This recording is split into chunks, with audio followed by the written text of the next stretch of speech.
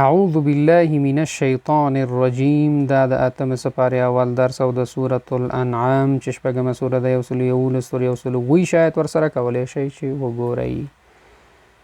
قبله مخې ته، زخرف القول دروغ خبرې، ولتصغى او چې مایله شي، وليرضوه او د پاره د دې چې دوی خوښ کړي هغه، وليقترفوا او چې دوی وکړي،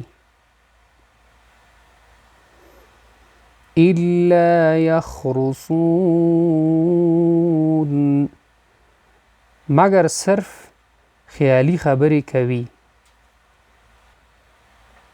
صغار رسوایی، ضيقا حرجا تنگه ډیره زیاته تنگه.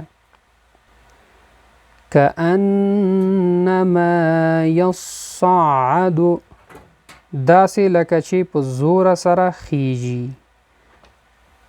دار السلام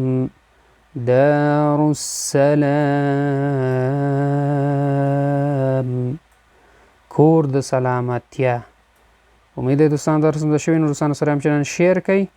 الله مو مل شه.